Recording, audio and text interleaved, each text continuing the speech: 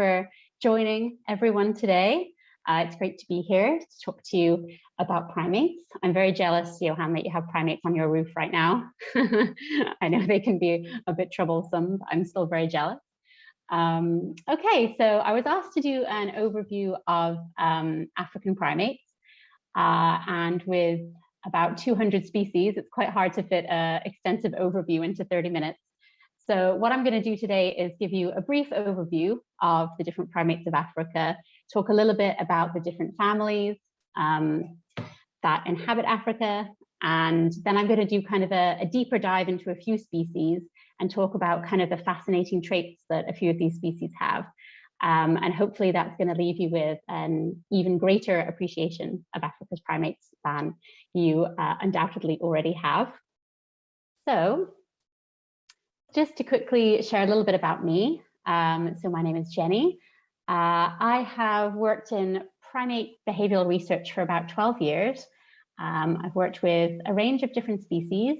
So in captivity, I've worked with orangutans, gorillas, many species of lemurs, and capuchin monkeys. And then I spent several years in South Africa working with vervet monkeys in the wild. So I actually approach primatology from a slightly different background. So my background is through psychology. So looking at the evolution of the mind and the evolution of behavior, how close we are to primates, what traits we share. So it's a little bit different for the conservation biology approach, which I think you'll see during my talk. And I absolutely love working with primates. I think they're very special. And so even though I loved the research I was doing, I really wanted to have an even more direct impact on conservation for primates and welfare. So last year I left research and I joined PASA to try and have this more direct impact. So PASA, as you might know, is the Pan-African Sanctuary Alliance. So this was begun in the year 2000, so just over 20 years ago. And this involved a number of different chimpanzee sanctuaries across Africa coming together and realizing that they were sharing a lot of similar challenges. You know, they were trying to care for these rescued apes, very complex animals, need very specialist care. And they were also trying to do everything they could to fight the illegal wildlife trade in their respective countries. So they realized that by coming together and forming this alliance, they could become, you know, much more powerful and have much more of an impact across the whole of Africa. Excuse me. So even though it started as a small number of chimpanzee sanctuaries, PASA now has 23 members across 13 different African countries. They are all accredited by PASA to make sure that they have the highest standards of welfare and care. And many of them are not only caring for animals, as I said, but also doing active conservation programs, reforestation, fighting the illegal wildlife trade to try and protect primates in the wild. So, as I said, it all began with chimpanzees, but since then, PASA members have branched out to care for all different types of primates and, in fact, non-primates as well. So today, I'm just going to give you a little bit of an overview about these primates, why our members care for them, and basically just talk about a lot of cool things they can do. And hopefully that will leave you with, as I say, an even greater appreciation. So I'm going to start out talking about primates that we don't actually care for at PASA centers. So these are the primates of Madagascar. So lemurs are a type of primate that are only found on Madagascar and on the Comoros Islands. So these are prosimians. So this means that they're actually further related from humans than monkeys. So they're, in terms of evolutionary distance, they're further away from humans than either monkeys or apes are. But Madagascar has around about 100 species of primate. And they're absolutely fascinating. They're all evolved differently into different niches, and there's a huge range of different species. As I say, we don't have a member there, so we're not involved really in lemur conservation, but there are a lot of great lemur conservation organizations out there if you want to look them up. Unfortunately, primates on Madagascar are in a lot of trouble. Madagascar is experiencing a really high rate of deforestation and habitat loss for these primates. I think about a third of the species are endangered. So yeah, they're in a lot of trouble, unfortunately. So I do encourage you, we're not going to talk about it much today, but I do encourage you, if you're interested, to look more into lemur conservation, because these are wonderful animals. Okay, so going back to mainland Africa, there are 4 families within the order of primates that inhabit Africa. So 2 of these are the Galligidae and the Lorisidae. You'll have to forgive my pronunciation. So galligos are otherwise known as bush babies. There's lots of species of these throughout Africa. And then you also have potos, which are also small nocturnal animals, spend a lot of time in trees. Again, these are more distantly related to humans than monkeys. And you can kind of tell by looking at them. They're not quite as close. But they are very fascinating little animals. The picture on the left was taken at one of our members, Action Africa. And this is when a small bush baby got into one of the gorilla enclosures. And I really like this picture because you can really see the difference within the same order of primates in the size and scale of these 2 primates. So that's a gorilla hand that the bush baby is holding. It's a really cute video. I didn't play it today in case there were any technical issues, but there are very cute videos of these 2 together on YouTube. It did have a happy ending. So Bobo the gorilla just played with the bush baby for a little while, and then it scampered off into the trees. So it was a very nice interspecies interaction, showing kind of the 2 extremes of the primate order.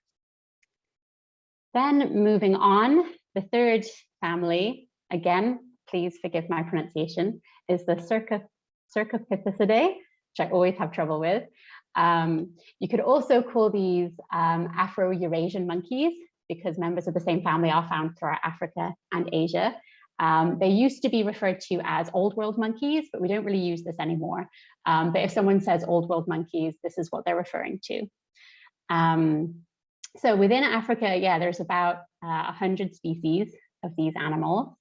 And it's really hard to give an overview because there's such a huge range of different traits. And, you know, just looking even from this picture at all these different species, there really is this huge range in appearance and behavior, biology, everything. So they are spread out throughout Africa. They inhabit a whole load of different ecological niches.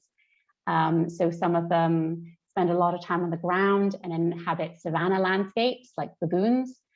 Others spend almost all of their times in the trees and inhabit kind of dense forest, such as the guenons or the colobus. Some of them are adapted to eat leaves primarily, whereas others are omnivorous. Some of them have even evolved just to eat grass, which is quite surprising. So yeah, there's a huge range of different species that you could spend years learning about. But for today, I'll just say that they are yeah, a really fascinating group of primates. We do care for a lot of different species within this group in the Pasa sanctuaries. A lot of them are unfortunately traded as pets or used for bushmeat. So they do end up at our sanctuaries. Yeah, so we're not going to talk about them too much today. We're just going to give 1 or 2 examples later. And we'll move on to the last family, which is the Hominidae. And these are the great apes. So within Africa, you have the chimpanzees, of course. So there's actually 4 different subspecies of chimpanzees. Then you have bonobos, the other picture on the top, on the right. There's just 1 species of bonobo. Then you have gorillas, 2 subspecies, and 4 subspecies of gorillas. And finally, you have humans. There's just 1 species at the moment of us humans. There's also in the great ape family, orangutans, but of course, these are only found in Asia. So we're not going to talk about them today, and we don't have much to do with orangutans at the Pasa sanctuaries. So just to give you a quick overview of where the great apes inhabit, this is the distribution of the genus Pan. So this includes chimpanzees and bonobos. As you can see, there are the 4 subspecies, and these are their different distributions across Africa, from Uganda in the east, stretching to Gabon, Equatorial Guinea, and then the Western subspecies, of course, in West Africa. The little pink blob in the middle, that is the bonobo home range. As you can see, they're only found in DRC. And let me see if I can use this laser tool that I've just discovered. Hopefully you guys can see this. So for those of you whose geography is very good, you will see that the home range of the bonobo forms kind of like an upside down U. And for you geographers, you'll know that this is the pathway of Congo River. So this is a very large river that flows through DRC and acts as an ecological barrier between bonobos and chimpanzees. So I always really like to see that because it's just a really nice kind of visual example of speciation. Let's take off this pointer. And looking at the gorillas, you have the two species, which are the eastern and western gorillas. I think there are some people from Uganda in the audience today. So you can see you have the mountain gorillas, as you'll know, the very famous ones in Uganda. And then on the west, you have the western lowland gorillas in the blue, which have a very large home range in comparison. And then you'll see in the pink, this is the cross river gorilla. So these are on the border between Nigeria and Cameroon, and these are very endangered. These are critically endangered gorillas, very small population. So there's not many of them left in the wild, unfortunately. Okay, and I just want to look at our family tree for a little while, another way to look at the primates of Africa. So this shows the relationship, the evolutionary relationship between humans and all the other primates. So this graph, hopefully you can see it on the axis. The y-axis represents the number of million years ago that two groups of primates shared a common ancestor. So if you look at humans and on the far left lemurs, we shared a common ancestor more than 30 million years ago. But then if you look at chimpanzees, and really this should say chimpanzees and bonobos, humans and chimps and bonobos shared a common ancestor only about 5 to 6 million years ago, which actually in evolutionary terms really isn't that long. So chimps and bonobos are our closest relatives. And chimps in particular, because of that, have been studied a lot across all kinds of different fields because they are our closest relative, and because by understanding their evolution, their behavior, their biology, we can understand a lot about our own evolutionary history. So that was a very, very quick overview. And what I'm going to do, as I say, is just delve a little into a few species, different aspects of the different species' lives, just to give a bit more flavor and a bit of understanding about how complex primates really are. And since chimpanzees have been studied so much, we know so much about them, I'm going to start with chimpanzees. And PASA, as you know, started as a network of chimpanzee sanctuaries. So even though we work with a lot of other primates, chimpanzees still hold a very special place within PASA. So yeah, chimps do all kinds of amazing things, as I'm sure you'll know. I could talk for days and days and weeks and months about all the things chimpanzees can do. So for example, they have really complex social relationships. They form alliances. There's a famous book called Chimpanzee Politics, because some of their social maneuvering is a lot like politics. They can also reason about the actions of others. They can perceive others as intentional beings with knowledge, goals, and desires, which is actually pretty, for what we once thought other animals could do, this is pretty amazing. But the one thing I'm going to talk about today that they do is they display a wide range of cultural behaviors. So as we know, human groups show a really big range of different cultures. So whether this is, religion, language, how we dress, what we eat, how we build our houses, the kind of tools we use, all of these things fall under culture. And culture is, at its heart, a socially learned behavior. So it's kind of like a secondary inheritance system. So we inherit a lot of things through our genes, but we also inherit a lot through cultural evolution, from learning from our mothers and fathers and other members of the group. And this cultural knowledge is passed down throughout the generations.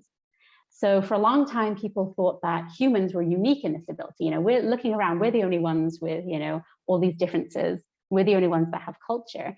But then we took a closer look at chimpanzees. And what do you know? It turns out that chimpanzees also have culture. So it looks different to our types of culture, of course. They haven't built cities, or they don't have mobile phones, anything like that. But when you look closely at their behaviors, you see that they actually do differ between the groups. So one of the easiest ways to see this is in tool use. So I'm sure you've all seen images of chimpanzees fishing for termites with sticks, or cracking nuts with rocks or pieces of wood. So these are pretty extraordinary in the animal kingdom in terms of tool use anyway. But what's really interesting is that they do differ between the groups. So the way that one group of chimpanzees uses a tool can be very different to the way that another group of chimpanzees uses a tool. For example, not all groups of chimpanzees show this nut cracking behavior. Not all show termite fishing. And then you can also look at other areas to find different cultural traditions. So the picture in the middle here, this is two chimps grooming, and it's a special type of grooming which is called hand clasp grooming. And you can see that they're kind of grasping opposite hands, holding them up in this kind of triangle above their heads as they groom. And this is really interesting because a lot of chimps do this, but not all of them do. And there's no really obvious reason that they groom while doing this. And it is extremely likely that this is a socially learned behavior. And this is a culture that's been passed down through this group. So some groups have it and some don't. And interestingly, they also show this kind of ephemeral culture. So humans, as you know, we have things called fads. So this is kind of nowadays more obvious in things like maybe on social media or TikTok, when suddenly everyone's doing like a particular dance on TikTok. One person does it, everyone starts doing it. And then a few weeks later, it's completely died out. And we can really see something similar in chimpanzees. So this is a picture from a chimpanzee at one of PASA's member centers, Chimpanzee in Zambia. And they have a lot of rescued chimps, about 100, I think, and they're in several different groups of outdoor enclosures. And so it's really interesting to look at the cultural differences between these. And anyway, this chimpanzee began sticking a piece of grass in its ear, and then just walking around with this piece of grass sticking out of its ear. And again, there's no obvious reason why they would be doing this. But then other chimpanzees started doing the same, started copying. And then fairly soon afterwards, this died out. So this is really similar to the kind of fads we see in humans, which I think is very interesting to see those kind of comparisons. And then because I think we have a few people joining us from Uganda, I just wanted to talk quickly about Uganda's cultural chimps. So Uganda is a really fascinating place to study chimpanzee culture. In the Albertine Rift, there are 3 protected areas where chimpanzees are currently studied. So this is Kibale, Bugoma, and Budongo. Some studies have been running a lot longer than others. Bugoma is a very new study site. And what's really interesting is that in Budongo in the north, they don't seem to use stick tools. So they use other kinds of tools. They use like moss sponges to collect water. But this famous kind of chimpanzee termite fishing, even though there's sticks everywhere and there's ants/termites, they just don't seem to do this, which is a really kind of fascinating mystery that we're still trying to figure out. And then just recently, scientists have discovered that some chimpanzees living in the Burundi area, they're called the Burundi chimpanzee group. That's the yellow circle on the second picture there. These are in an unprotected area outside of Bugoma, between Bugoma and Budongo. Excuse me. And scientists have recently discovered that these chimps actually use a lot of stick tools, and they use them in a lot of different ways. So it's this kind of interesting cultural puzzle. Why do the chimps so close to Budongo use these behaviors, but they don't in Budongo? So that's something that scientists are still trying to figure out why, testing a range of ecological factors. But unfortunately, these chimps are also in a lot of trouble. So they are they've experienced a lot of deforestation. So they are living in very human-altered landscapes, and the lack of habitat and food resources is pushing them closer and closer to humans.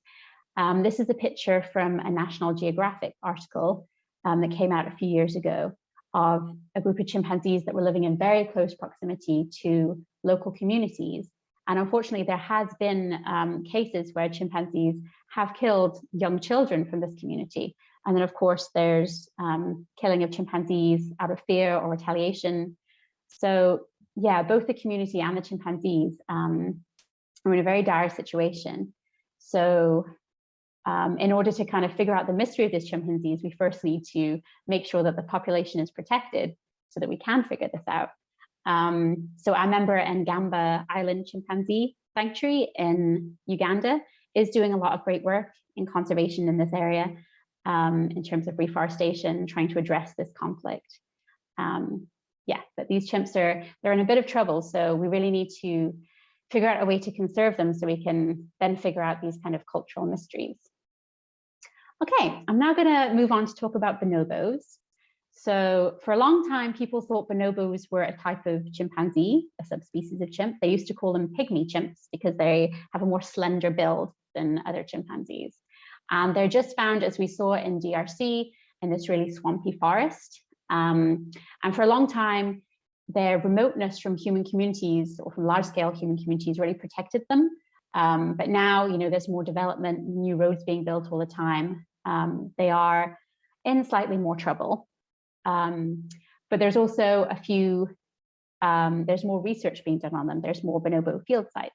So we are learning a lot more about the differences between chimpanzees and bonobos.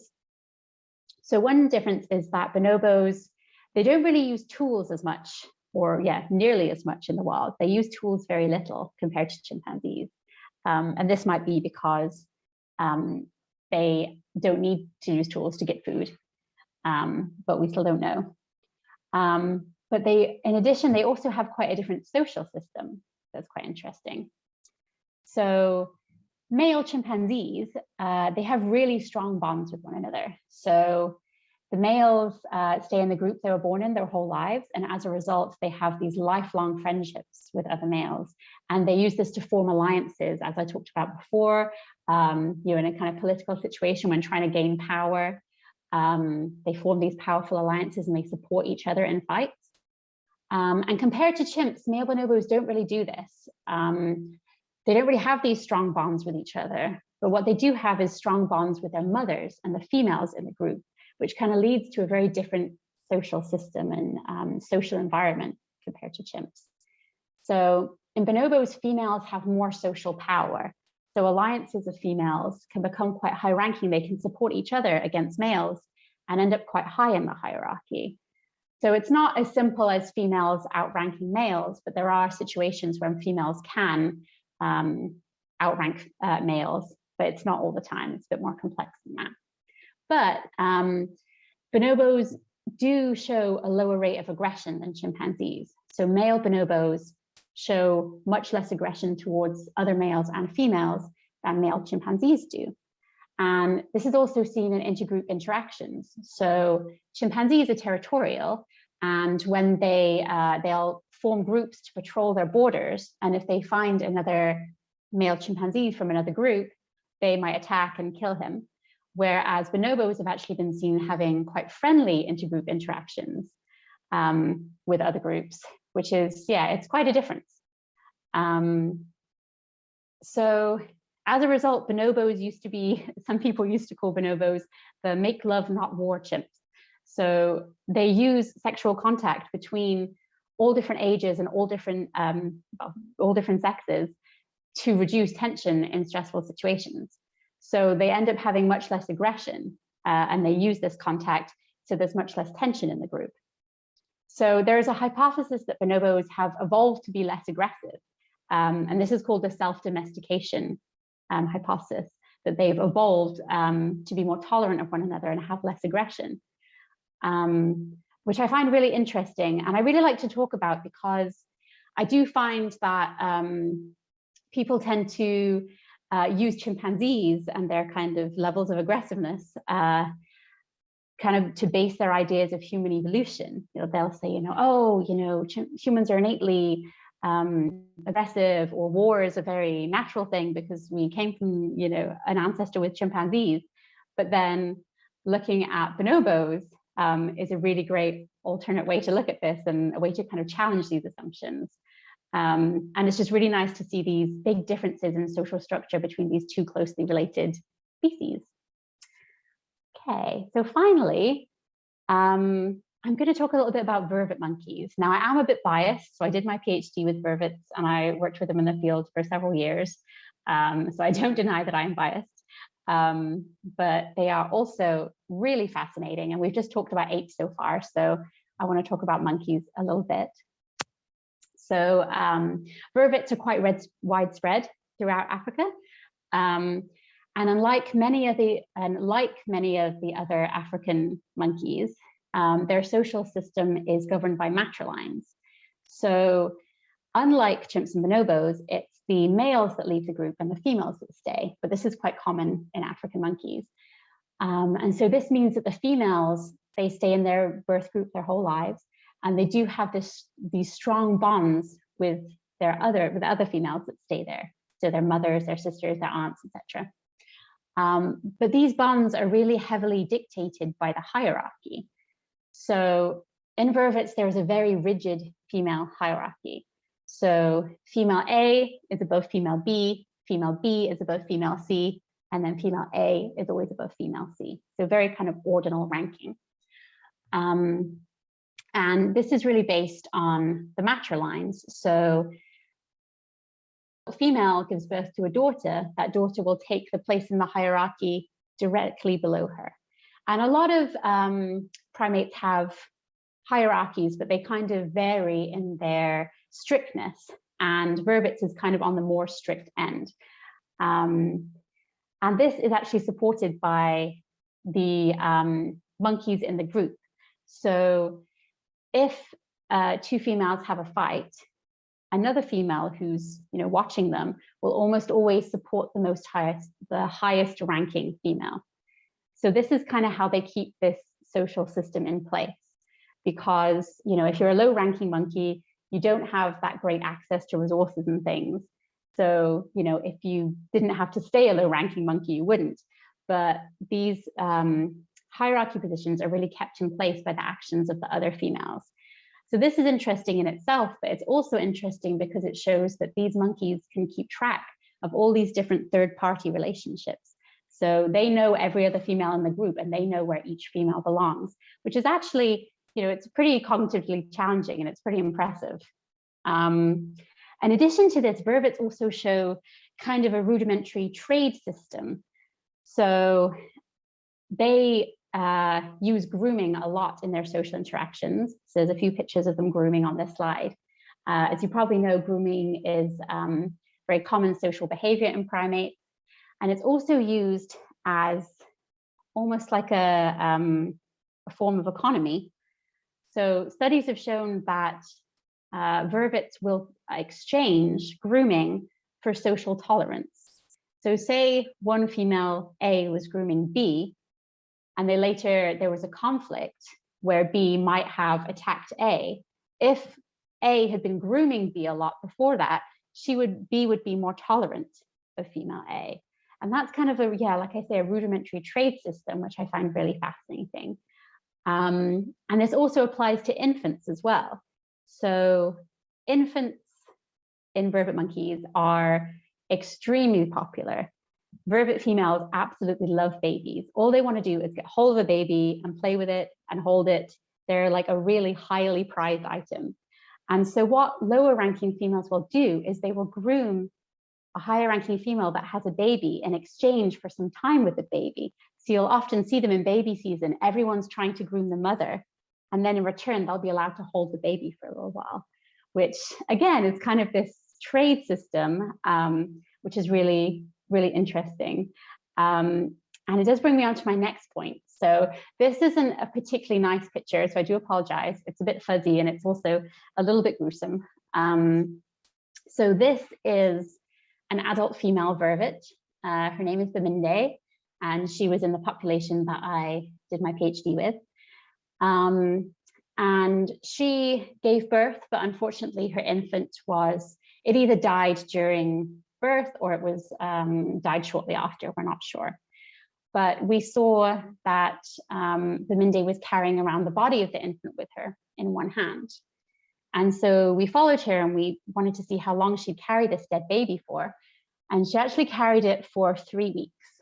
So as you can see in this picture, it doesn't look much like a baby anymore. It's really, the body is really decomposed, kind of about to be falling apart. And Bimindi carried it everywhere with her. So she, Vervet's a quadrupedal, so she would carry the baby in one hand and walk with her other arm and 2 legs. And this was a huge handicap for her. It means she was moving a lot slower. She was really encumbered. She would also forage while holding it. That must have slowed down her foraging.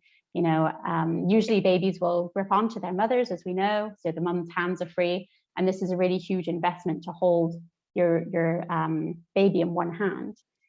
So as I say, she carried it for 3 weeks, and she was grooming it. She was swatting flies away from it, really looking after it really carefully.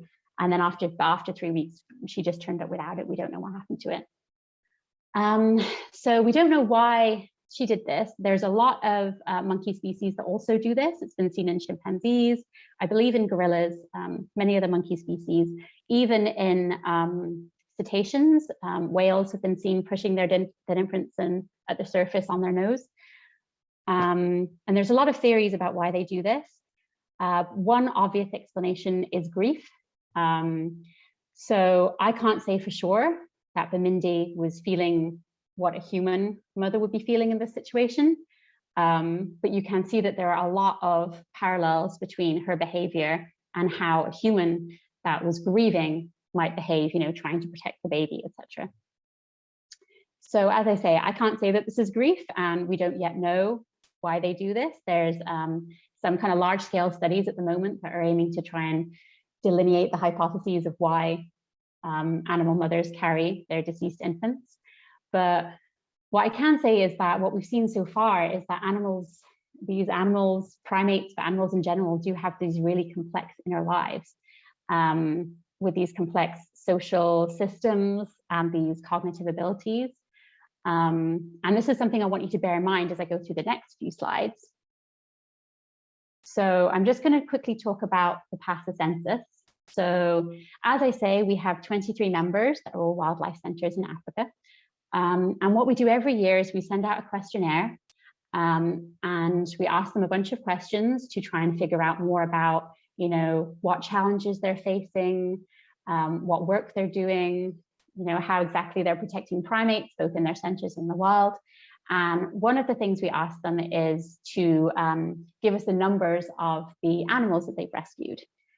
So every year, the team at PASA compiles this report, and this report is available on our website if anyone wants to look at it. And I'm just going to show you a few quick graphs in terms of numbers. So this graph shows the last 5 years and the number of chimpanzees that were rescued at PASA member sanctuaries. As you can see, the first thing is that unfortunately it's not going down. The number isn't, despite the number of chimpanzees in the wild dropping year after year, the number that we're rescuing is going up, which suggests that the wildlife trade is still in full swing. It's the same for bonobos. The numbers are a lot smaller because, as I said, bonobos have a smaller home range. They're kind of more in dense forests. So for a while, they were a lot better protected.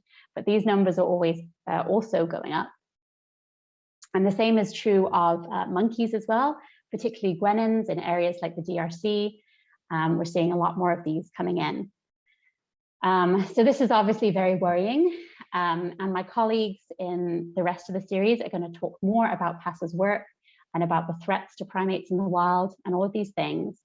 So for this talk, I just want you, when you look at these graphs, and if you look at these future presentations on the number of animals we're losing, their decline in the wild and the threats, what I want you to really think about is what we've talked about today, which is that for every orphan that arrives, this is for chimpanzees, but the numbers might be similar for other species. We don't have the data to tell.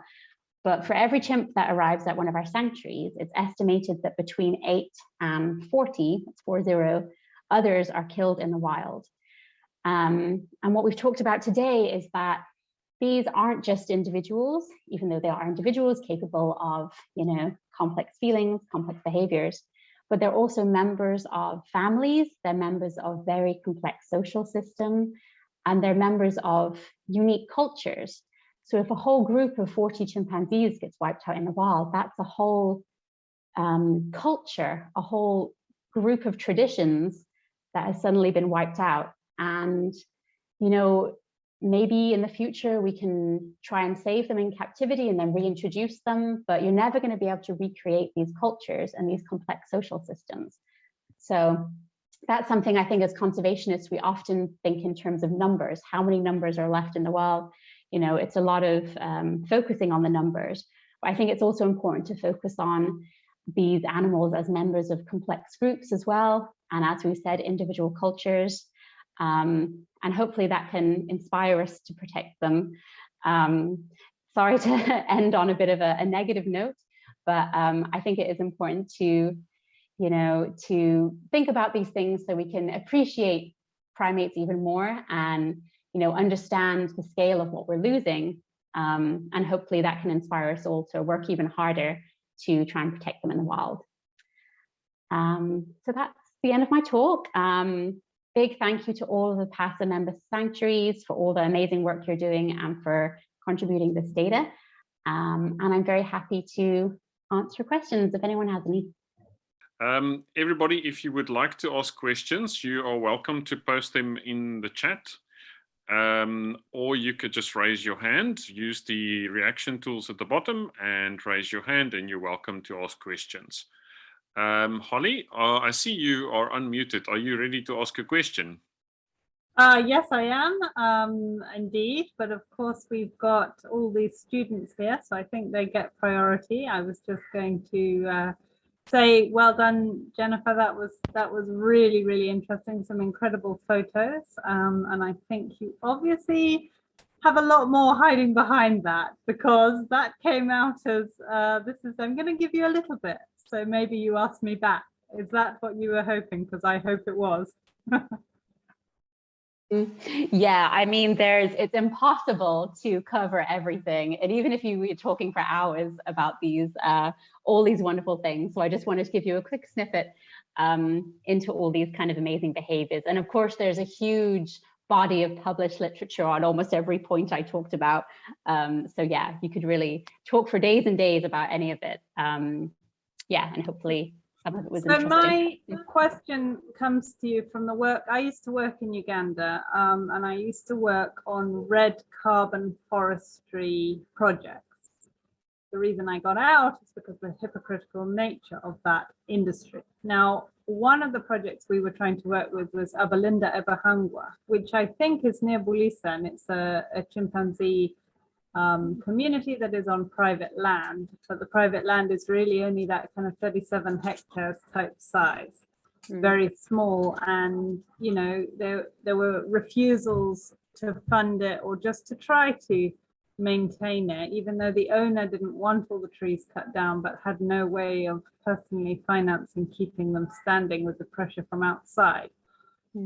So with that in mind, my question to you is, there's a big new movement to have biodiversity credits, you know, and I think it's something that is really starting to take off. I don't know how much you know about it, or what do you think the future for these populations are, knowing that biodiversity credits will maybe come in? Yeah, unfortunately, I don't know much at all about the biodiversity credit system. The future, I mean, we need to find a way to make the populations, saving the populations viable for the communities, right? Because, you know, it's very easy for us who don't live alongside them to be like, oh, you must preserve them. And, you know, we need to make sure there's some kind of economic benefit to the people living alongside them. And also, as I mentioned, as they are losing more habitat, there's this huge safety risk. And people, you know, especially with young children that don't have, you know, secure fencing around their houses or whatever, you know, who are just living on farmland. Yeah. Vividly that Nat Geo article, it was terrifying. And I think you chose the least terrifying photo of all that was in there. Yeah, no, it is. Yeah, it's an extremely serious situation.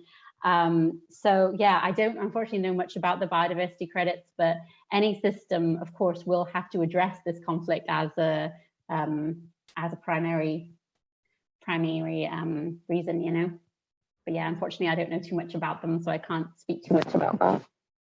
Okay, well, thank you anyway. So I think we have Kim here with her hand up. Kim, I'll ask you to unmute and you can ask the question. I'm not sure if it's Kim or little Kim. So I can see a shoulder in the corner there. Hi, Jenny. Emily here. I just wanted to ask about the vervet monkeys. Are they facing the same habitat destruction as the primates, or are they? And the poaching. Oh yeah, and the poaching. Hi, it's great to see you. This is Emily. She's a big PASO supporter. Yeah, that is a great question. And I know you're in South Africa, where there's a lot of vervet monkeys, and they are thought of as pests mostly, unfortunately. So yeah, I think, unfortunately, monkeys sometimes get a bit overlooked because there's a lot of focus, of course, on the great apes. But the monkeys are probably facing, you know, their own crisis, but we just kind of overlook it. Vervets they're pretty widespread, and because of that, you know, they're not labeled as endangered, but at the same time, they are losing a lot of habitat, you know, everywhere across their range. There's more buildings being built, there's more roads, they're losing habitat, they're getting pushed closer to humans. So where I worked in KwaZulu-Natal, I worked with it was a non-PASA sanctuary, but a vervet monkey sanctuary. And they were just seeing the numbers go up year after year as, you know, more people are maybe not poaching them, but, you know, farmers might be killing them to stop them eating their crops. There's a lot more road collisions because there's more roads going through their habitat. So yeah, I think it's an interesting question, because should we, you know, channel funding to species that are already really endangered, or should we focus on ones that, you know, their populations are decreasing, but they're still kind of okay? So yeah, it's a very interesting question, but yeah, pretty much across their range, my understanding is that they are facing a lot of threats. From car collisions, loss of habitat. People always also like to keep them as pets. But one of our member sanctuaries, Vervet Monkey Foundation in South Africa, is doing a lot of good work to try and help vervet monkeys. But they're facing a kind of similar problem, that there's a real lack of habitat to reintroduce them to in South Africa that's safe. But they are doing a lot of good outreach and everything to try and get more protection for vervet. Thank you. You're It welcome. really highlights how important habitat is, and I think we've got a really interesting subsection of people here from Ethiopia, from Uganda, from Greece, from everywhere, and there's, you know, there's really in every country you can notice this habitat loss. So yeah, we can always bring back the species if we've got them in sanctuaries, but we can't always bring back the habitat. So Fatsuma, on that note, I will ask you to unmute.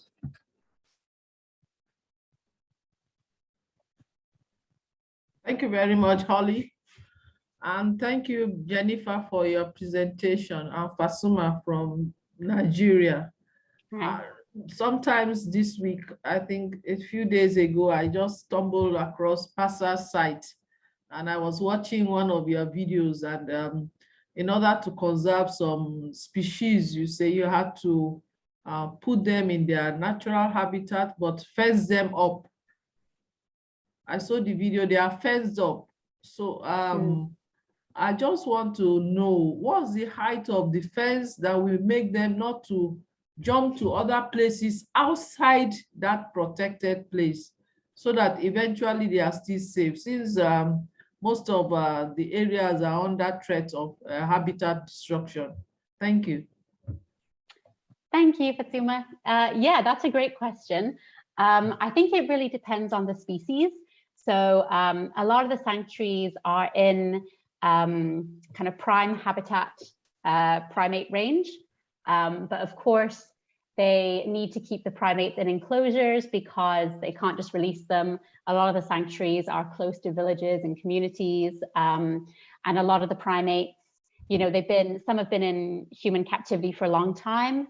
They wouldn't do well in the wild. And others, you can't just, as you say, you need to keep them in enclosures because you need to find a suitable release site before you can release them. I'm not sure about the height of the fences. They're probably pretty high. I know that they use electrical fencing a lot to deter them from going out. I think one of our sanctuaries is trialing a fence that has kind of like almost like a barrel on top, so the chimps can't get a grip to go out over the top. I think the sanctuaries are always looking for the latest innovations so that the enclosures can be cost effective and that they can, be as effective at keeping them in as possible. You'll sometimes see that we do appeals where, of course, over time, and especially in, rainforests, the fencing can degrade quite quickly, or you have tropical storms and a tree falls on the fence. So sometimes we do have crises like that when we need to do appeals to try and get the fencing back up, because as you said, it's really important that that they are enclosed. But yeah, I think it really depends on the species. Of course, as we said, there's a huge range of primates, from small monkeys to gorillas with different strengths, different abilities. So yeah, I think they're tailored. And then one of the good things about PASA is that the sanctuaries can all share this information with one another. So they can be like, oh, we've got a great system for the gorillas, or the mandrills work really well in this enclosure. That's kind of another benefit of this alliance and this kind of information sharing. Yeah, thank you very much. Thanks. Thank you very much. And Fatsuma, just to let you know that in Nigeria, we have yet to do some of our ShareScreen events. So if there are any talks that you'd want from us at ShareScreen Africa, please do feel free to get hold of us.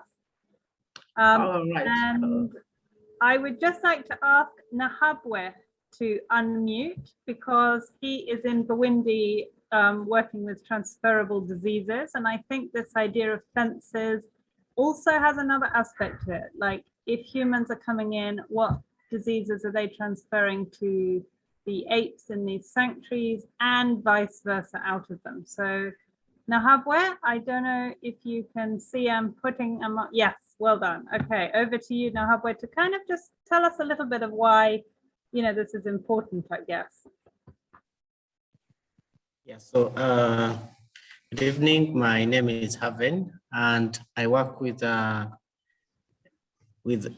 Center for Emerging Infectious Diseases. We are based here in Burundi, and basically Burundi is famous for the mountain gorillas, and some of the work that we do actually looks at the interfaces between mountain gorillas and humans. So we have found that some of the diseases, for example, scabies, can be transmitted from humans to the mountain gorillas. There are worms that can be transmitted from humans to the mountain gorillas. But our research mainly looks at work that is to do with emerging infectious diseases, because this area is also a home to bats that are known to spread Marburg. We are close to the Congo Basin, where we know that there's a current outbreak of Ebola. So we are basically trying to monitor and maybe find new pathogens that could be of pandemic potential. Our work is done in collaboration with the Mountain Gorilla Veterinary Project, and they are doing human wild animal surveillance, where they collect samples and then we run our samples through Uganda Virus Research Institute. In Uganda, the Mountain Gorilla Veterinary Project is known as Gorilla Doctors. So you probably find gorilla doctors more than you would find the MGVP project title Yeah, so our work is just beginning. We are still setting up, and some of our work can be found in the Predict report funded by USAID. So, and it is done with in collaboration with the University of California, Davis. Thank you. Thank you, Haven, very much indeed. Jenny, I don't know if you want to add on to any sorts of things from that and that trajectory we've just gone on. Yeah, no, that's a super important point, is that, yeah, there's a lot of diseases that can cross very easily between primates and humans, especially great apes, as Haven was talking about, because our biology is so similar. So during COVID, all of the PASA centers had to pretty much shut down, stop any visitors coming, any volunteers, which was a huge financial burden, of course. Tourism is how many of them get the revenue to feed the apes and to do all their outreach work. But yeah, in the start and throughout the pandemic, of course, you have to be extremely careful about diseases passing from humans to apes. So yeah, many of them are reopening now, but still with many COVID precautions. And yeah, no, it's really important work Haven's doing there. Are there any other questions? I see Dr. Lawrence, you're with us here. I don't know if you have any questions that you feel your students should be asking and haven't perhaps asked yet. I can ask you to unmute.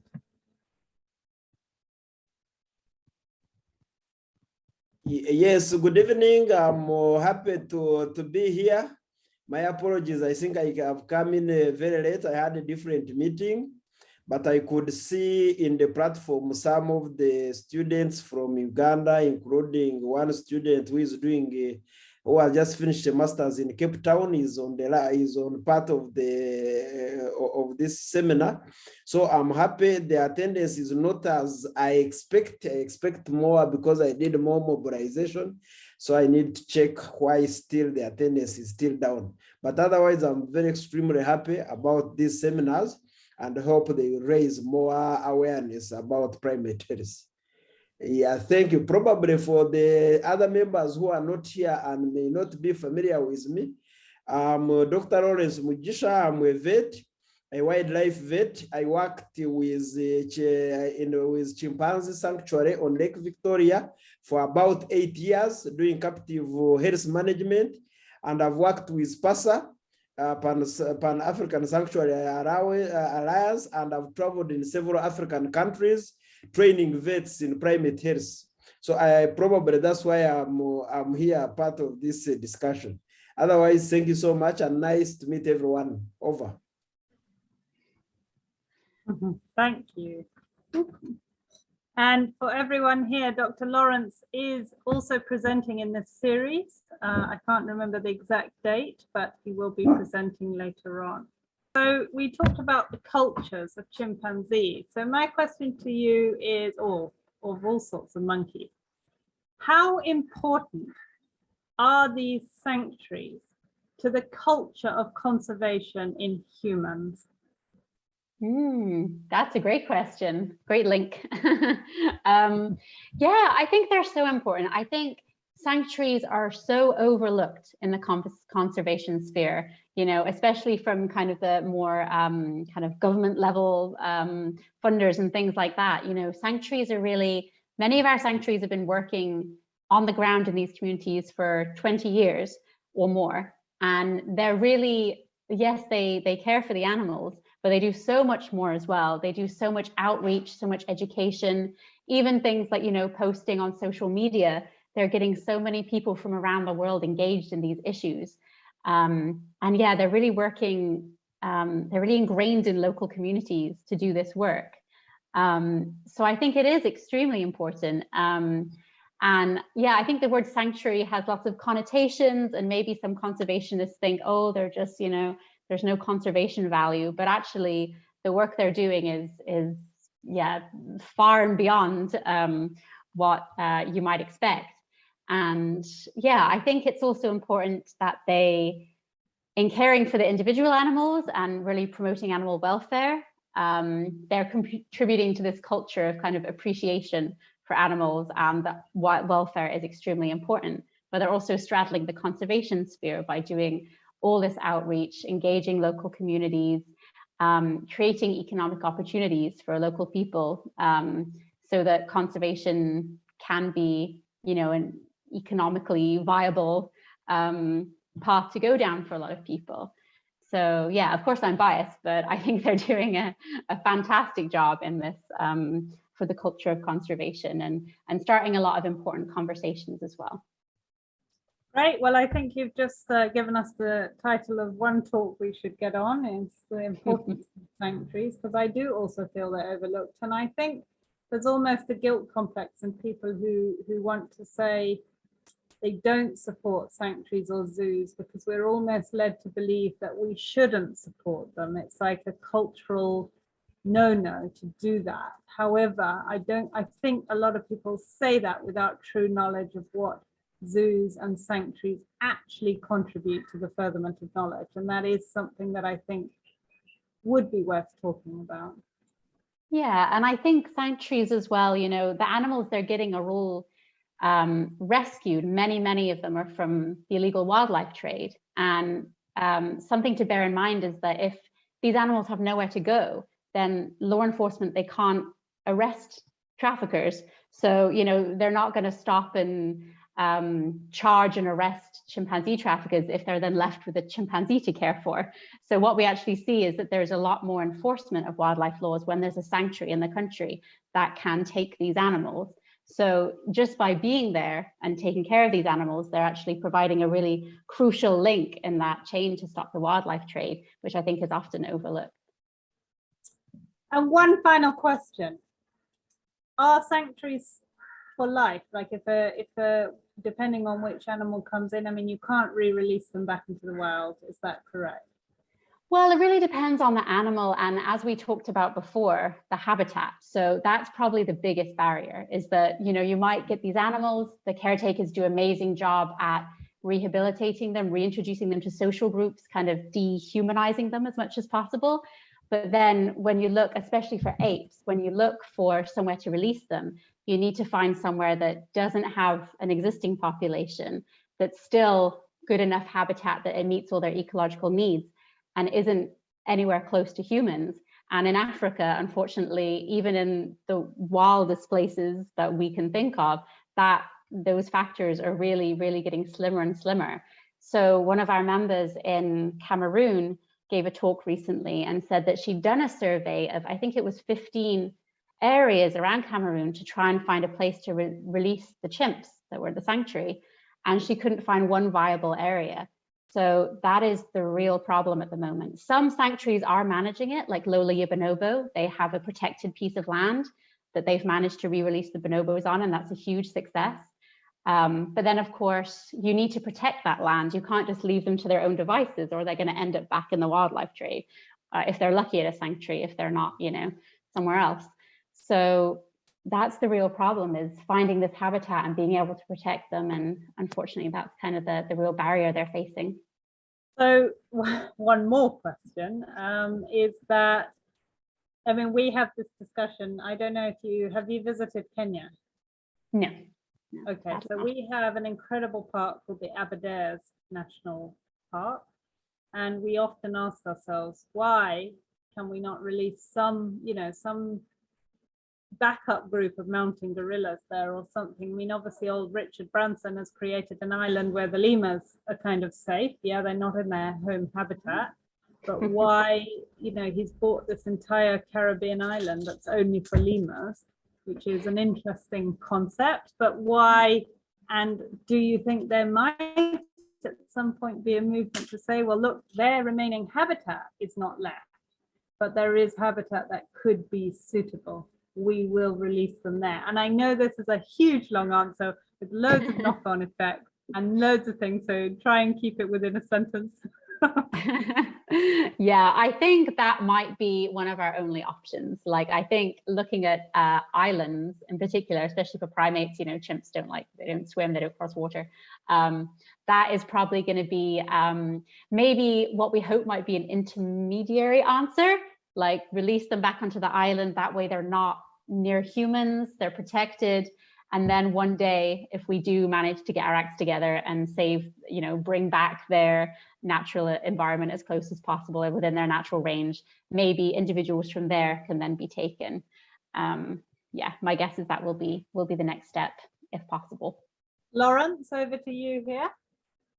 All right, thank you so much. I love the discussion that is going on, and thank you so much for those lovely questions. Some of them don't have direct answers, but we can help provide some insights. For example, Ngamba Island Chimpanzee Sanctuary in Uganda on Lake Victoria is on an island. But that island itself is not enough to provide all the habitat and nutritional requirements for the population that Ngamba Island Chimpanzee Sanctuary has. So they still have to provide some additional support to the colony. And actually, Ngamba Island also tried to explore opportunities for introducing them back to their natural habitat. And the subject of reintroduction is also very, very, very huge and very complex. We can have a different discussion about it. We must have a suitable habitat that is going to sustain that population for some good time and be able to breed and reproduce.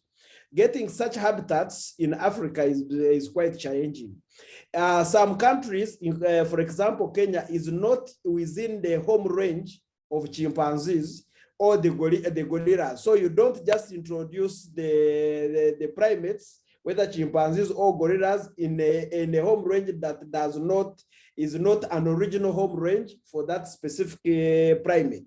So they must be introduced to the home range. I've been in excuse me, I've been in Kenya. I've supported that sanctuary in Kenya, and they get chimpanzees from different types. Actually, their chimpanzees belong to different chimpanzee subspecies. So you also have to consider what subspecies do you have within your colony, within the sanctuary, that are suitable for release back into the wild. So it's a very, very complex situation. But having said that, sanctuaries definitely have provided a home and rescue for these primates that were being held illegally or they didn't have care, and have provided opportunities for awareness, conservation, and education, including building professionals. Right now in Africa, we have a lot of professionals in terms of veterinary health care or animal health care that are able to provide also support to the natural conservation of primates in their natural habitats. For example, gorillas in Rwanda, Uganda, and Congo, they need critical care of well-trained health professionals. And these health professionals have acquired those skills through the sanctuaries, because naturally you would not get close to those primates based on their behaviors, but also based on their natural habitats. So because the sanctuaries have existed and provided these opportunities, have also helped us understand more about the needs and the requirements of these primates back in their natural habitats. Probably that's a little bit of snapshot that I can provide. Otherwise, the subject is quite broad. We can discuss even more. Thank you. Thank you very much, Dr. Lawrence, and thank you very much, Jenny. I think we'll start to wrap it up now. So any final questions? Johan, over to you. Jenny, so you mentioned the social structures of the bonobos and the chimpanzees. Are those structures set, or are they still evolving? And do you see outliers? Do you see a Me Too movement in the chimpanzees or something like that? Yeah, I'm not sure about still evolving, but I think that where you see the differences when they're in sanctuaries. So for a lot of great apes, of course, sanctuaries can't replicate the environment of the wild. It's a lot smaller space. For example, in chimps, there really are fission fusion. So the females in particular, a lot will break off a lot from the main group and be by themselves a lot of the time with their small family unit. But I believe in sanctuaries, the social structure can really change depending on how they're housed. So I think there tends to be more female dominance in bonobos in sanctuaries than you'd see in the wild. I believe I've read this, so that they're, yeah, within that kind of more confined enclosures where you can't get anyone going to the periphery of the group, you know, you're all kept together, that I think be more dominant in that situation than they might be in the wild. So yeah, and it's the same for not African primates, but for orangutans. You know, in the wild, orangutans are semi-solitary, whereas in captivity, you can, and it's better for them, for their welfare, to keep them together, like a male and a female pair. Not two males, of course, but females together, or a male and a female, or a slightly larger group. So yeah, it's interesting because, I mean, social structure is often dictated by ecology, you know, how close can you remain to the others while staying safe and while getting enough food. So when that ecology completely changes, then I think there's a lot of flexibility within the social structure to, yeah, to adapt to different situations. Okay, that's super interesting. So yeah, so I mean, the environmental pressures could also affect their social structures. Oh yeah, absolutely. Yeah, and in the sanctuaries do tend to have troubles with the chimps because in the wild, you know, a low-ranking male can really hang around on the outskirts of the group and kind of stay out of trouble. But of course, they can't in an enclosure. So putting males together is often very tricky in Pasa members. And there's a lot of information sharing and helping with how to deal with these, because you don't want the males to be by themselves, but there can be a lot of aggression when they're with other males in a group. So yeah, these are, you can't just pop the animals in a sanctuary, you know, you have to really think about their social structure and how they're gonna behave. Yeah, there's a lot of complexity that goes with that.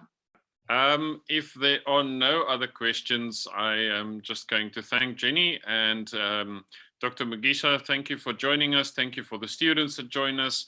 And we look forward to the next discussion in this series next week.